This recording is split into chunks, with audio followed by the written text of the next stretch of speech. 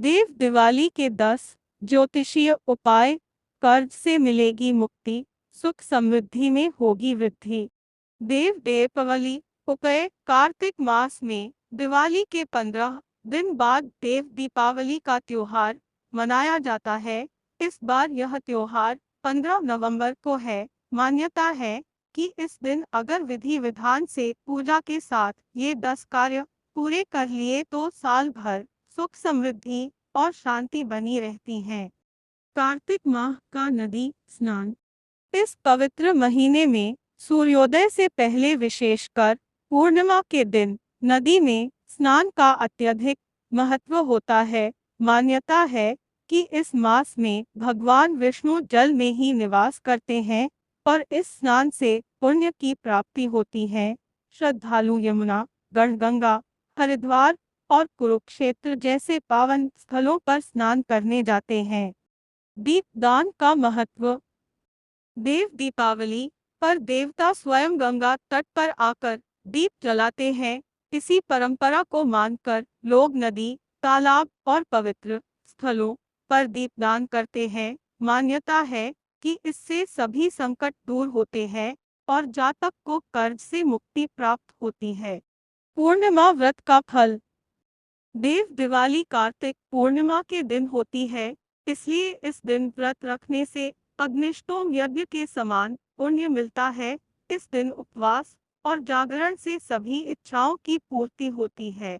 कार्तिक पूर्णिमा पर स्नान के बाद किए गए व्रत से विशेष आध्यात्मिक लाभ प्राप्त होता है।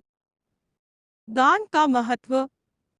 इस दिन में किए गए दान से 10 यज्ञों के समान पुण्य प्राप्त होता है। अपनी क्षमता अनुसार अन्न, वस्त्र और धन का दान करने से आशीर्वाद मिलता है। इस दिन दान से समाज और परिवार में सुख समृद्धि बढ़ती है। तुलसी पूजा।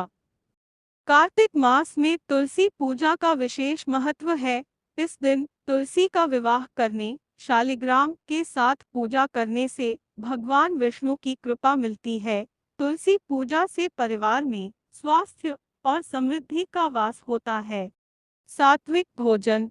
कार्तिक मास में उड़द, मूंग, चना, प्याज और मांसाहार के सेवन से बचना चाहिए। इसके साथ ही तामसिक वस्तुओं जैसे शराब और अन्य नशे से दूर रहना स्वास्थ्य और आध्यात्मिक शुद्धि के लिए अत्यंत आवश्यक माना गया है। ब्रह्मचर्य का पालन। कार्तिक मास में इंद्रियों पर संयम और ब्रह्मचर्य का पालन अनिवार्य बताया गया है। इसका पालन न करने से अशुभ परिणाम मिल सकते हैं। संयम में सीमित बोलना, निंदा न करना और मानसिक शांति बनाए रखना प्रमुख है। भूमि पर शयन। इस दिन भूमि पर सोने से मानसिक और शारीरिक शुद्धि होती है। यह सात्विकता बढ़ाने में सहायक है और इसके कारण शरीर में रोग और विकारों का शमन होता है। विशेष पूजा अर्चना। कार्तिक पूर्णिमा पर तीर्थों की पूजा, भगवान विष्णु और लक्ष्मी की उपासना विशेष फलदायी मानी जाती है। साथ ही चंद्र उदय के समय कार्तिकेय की माताओं और अन्य देवताओं का पूजन भी आवश्यक होता है, जिससे शौर्य, धैर्य और धन धान्य में वृद्धि होती है।